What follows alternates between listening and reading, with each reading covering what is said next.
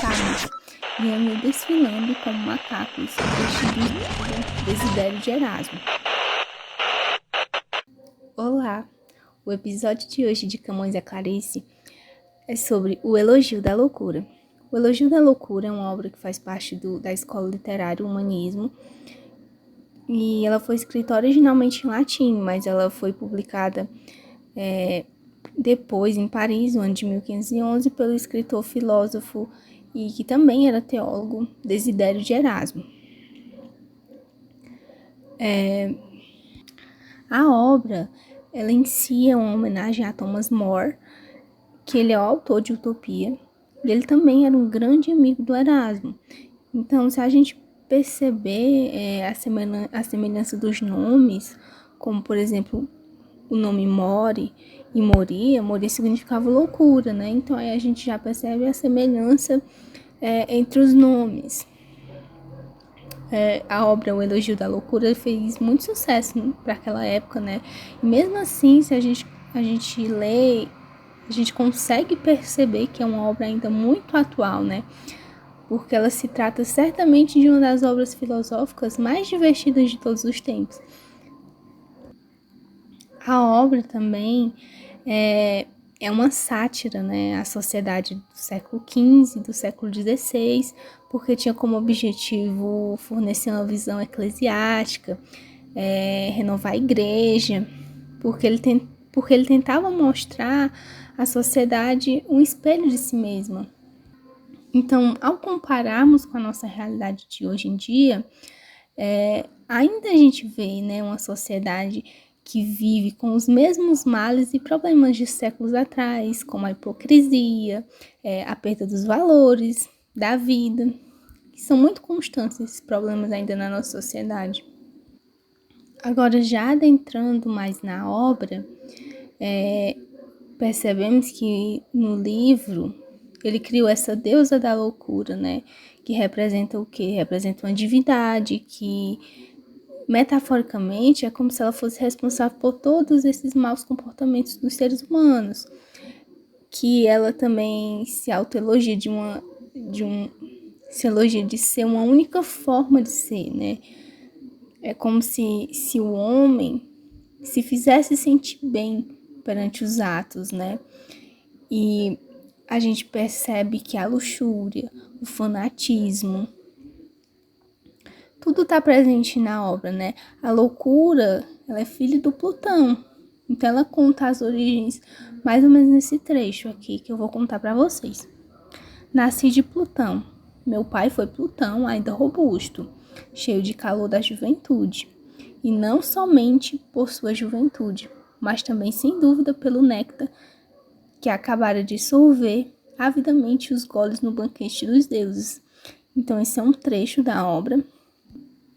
E a gente percebe que essa deusa, ela dá ao homem tudo o que ele quer, né? Ela afronta todos os outros deuses. E ela disponibiliza só alguns favores, né? Para a nossa humanidade. A nossa humanidade não, para a humanidade lá da época em que o livro foi escrito, né? Porque, por exemplo, seguindo os preceitos cristãos, o homem ele deve ser bom, né? E evitar ao máximo, né, ser corrompido pelos desvaneios da sociedade e tal. E a loucura entra nesse ponto, né? Que ela é a desordem. E protege o homem por ter cometido tais atos e tal. A loucura, ela tá meio que no meio do entre o bom e o ruim, né? Porque ao mesmo tempo que ela não é totalmente ruim, né? Mas ela é a própria alegria, né? Mas também ela é o próprio delírio, onde o homem eternamente encontrará o seu confronto. Então ela meio que tá ali no meio da balança, né? Tem até um trecho do livro que fala bem isso, né? Que diz assim: não põe uma máscara como aqueles que pretendem representar um papel de sábios e andam desfilando como macacos, vestidos de púrpura e como asnos com peles de leão, que se vistam com disfarces quando quiserem que as suas olheiras sobressalentes sempre revelarão um Midas oculto. Então aqui esse trecho a gente percebe que a loucura ela se mostra verdadeira, né? Ela não quer ser hipócrita como alguns da sociedade. Então ela diz que aí que não põe a máscara, né? Essa máscara é como se fosse um outro eu, né? Uma anti-verdade. Ela é a verdadeira verdade, né? Ela não tem por que negar as coisas que ela faz, porque a verdadeira função dela perante a vida dos homens, eles consideram a loucura como uma total insanidade, né? Para fugir das suas responsabilidades. E é por esse motivo que ela se autoelogia, né? Porque o homem não a considera, por mais que esteja precisando dela durante cada segundo da sua vida. E trazendo para nossa realidade, é justamente isso, né? Muitas vezes nós estamos presos à nossa rotina, ao nosso trabalho, aos nossos estudos, à família, e a gente não se permite momento algum, né? É como se estivéssemos presos a uma personalidade que não existe, né? Claro que ninguém é 100% correto, ninguém é 100% aquilo que mostra, né? Nós temos picos, né? Ora estamos de uma forma, ora estamos de outra, mas é como se algumas pessoas não se permitissem esse pequeno momento de loucura. Na obra, a loucura, ela fica indignada, né? Fica com raiva por conta da atitude humana, né? No trecho que eu vou ler, demonstra muito isso, né? Esse sentimento de raiva. Não posso deixar de registrar meu espanto pela ingratidão dos homens, ou por suas indiferenças. Todos, há séculos, gozam de minhas benesses, mas nunca houve um só homem que testemunhasse seu conhecimento e elogiasse a loucura. Nesse capítulo do livro, percebemos essa indignação, né, da loucura, dessa ingratidão dos homens, né, que deixa ela cada vez com mais raiva. E é interessante como a loucura ela se coloca em um patamar de transformação, né, porque ela acredita que ela é responsável pela perpetuação da espécie humana, né? Porque as pessoas muitas vezes agem sem razão, né? Por exemplo, uma pessoa se apaixona pela outra, aí tem um ato sexual, e aí foi um momento de loucura, né? Aí a mulher engravidou e teve um filho. Então, se não fosse esse momentinho de loucura, talvez essa criança não tivesse existido. Não é querendo dizer que todas as pessoas que nasceram foram advindas desse momento de loucura, né? Mas é como se fosse. Em outro momento do livro, nós encontramos uma sátira, né, sucumbida, porque ela trata dessa irreflexão, né, também como uma divindade, sendo como um servo, sua serva. Por exemplo, no trecho, qual mulher haveria de procurar um homem se refletisse melhor sobre os perigos inerentes ao fato de colocar um filho no mundo e criá-lo? Como vos deveis a vida ao casamento, deveis o casamento à minha serva, a irreflexão. Então, eu não sei se vocês já perceberam, né? Mas é muito comum, muitas vezes, a gente relacionar a questão da idade com a maturidade de pensamento, né? Como se a pessoa fosse mais sábia. Por exemplo, tem gente que vai pedir conselho aos avós, né? Uma pessoa mais que tem uma idade maior que a sua, né? Por conta que a gente tem esse pensamento de que a pessoa mais velha tem uma sabedoria maior que a nossa. Mas vocês já pararam para pensar por que a gente faz isso?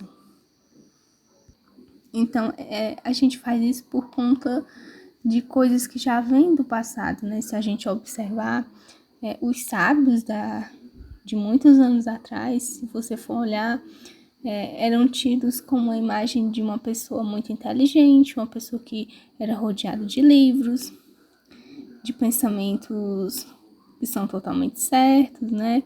Então, por isso que a gente cultiva, né, que os idosos, aqueles que têm cabelo branco, são as pessoas que são mais sábias, né?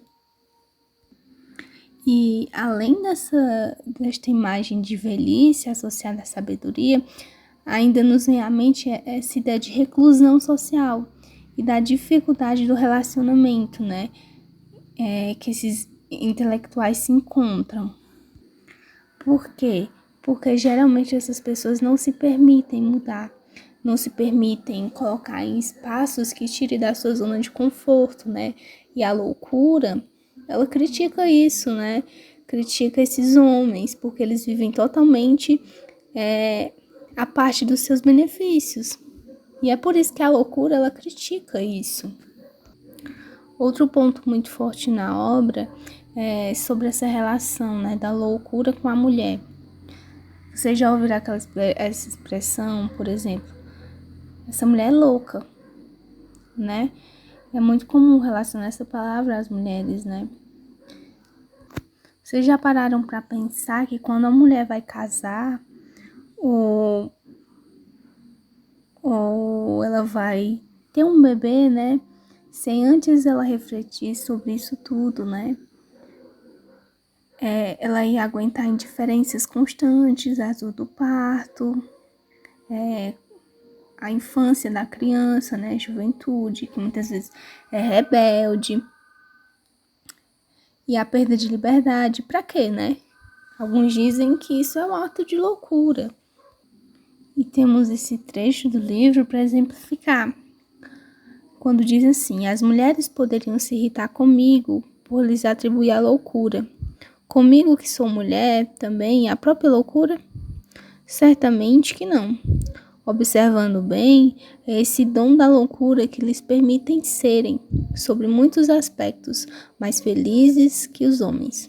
Então, esse trecho representa muito bem essa simbologia da loucura perante a figura feminina.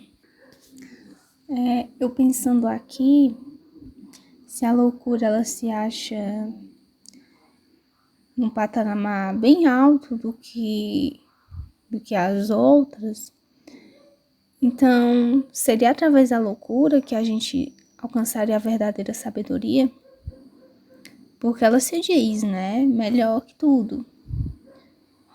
Mas na verdade, nós seres humanos, a gente não sabe, né, do que a gente precisa, de que tipo de sabedoria a gente precisa, se é aquela sabedoria que os intelectuais passam pra gente, ou é aquela sabedoria que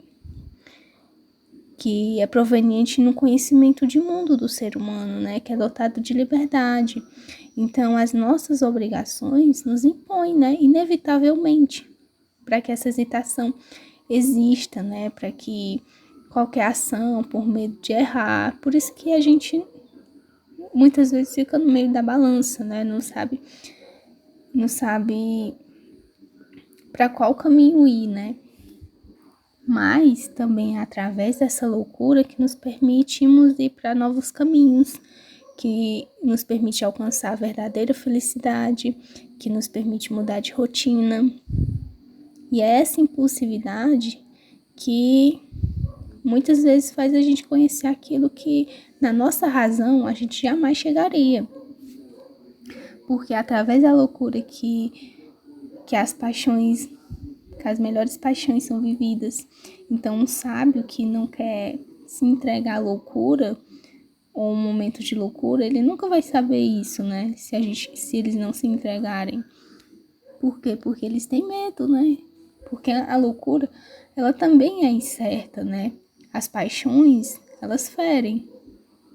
Você não tem como saber se você se entregar para uma pessoa, se você vai sofrer ou não.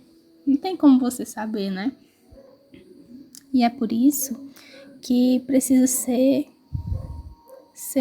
numa escala, né? Numa balança bem dividida, né?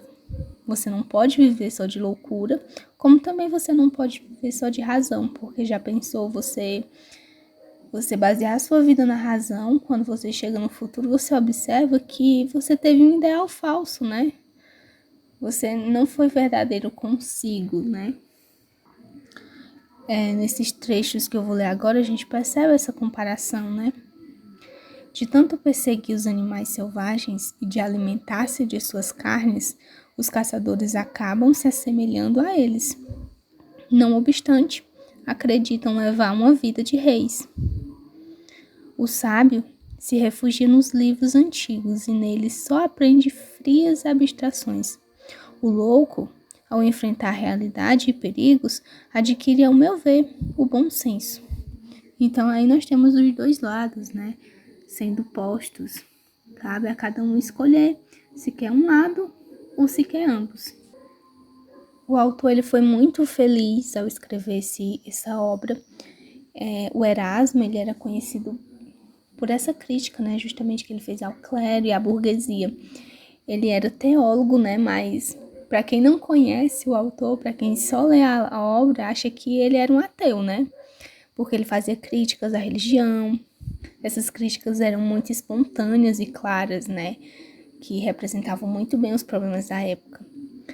Então, ao passar do tempo, essas críticas elas passaram a ser atemporais. São coisas que estão presentes também no nosso dia a dia. E é interessante ressaltar que por mais que ele fosse religioso, ele não deixava de ver os problemas que eram presentes na religião também, porque tinha um fanatismo religioso muito grande, né? Que o fanatismo, ele era sem dúvida o mais interessante, né? Coisas que ele empregava mesmo na sua obra. Nesse trecho que eu vou ler agora, ele critica as rezas, as indulgências, nesse trecho. O que dizer daquele que alimenta de fórmulas mágicas e de orações inventadas por um piedoso impostor, vaidoso ou ávido, por meio das quais se promete riquezas, honras, prazeres, abundância, saúde sempre sólida, viçosa velhice, e para encerrar uma cadeira do paraíso, junto ao lado de Cristo. Quem de nós nunca viu, né, em algum programa de televisão um líder religioso prometendo mundos e fundos para os seus fiéis, né? Muitas vezes eles prometem cura de doenças, prometem salários melhores, dinheiro na sua família. Então eles prometem mundos e fundos que não podem cumprir e ainda prometem em nome de Deus, né? Então é uma hipocrisia muito grande. E é por isso que a obra ela se torna tão atemporal, né? Porque traz essas questões que estão postas na nossa realidade, problemas que eram de épocas passadas, mas que ainda se encontram presentes no nosso dia a dia. Eu espero que vocês tenham gostado de um pouquinho dessa conversa, né? Da obra O Elogio da Loucura. É uma obra totalmente atual. Então, eu espero que vocês leiam, né? Para quem não leu ainda. E muito obrigada por assistir até aqui.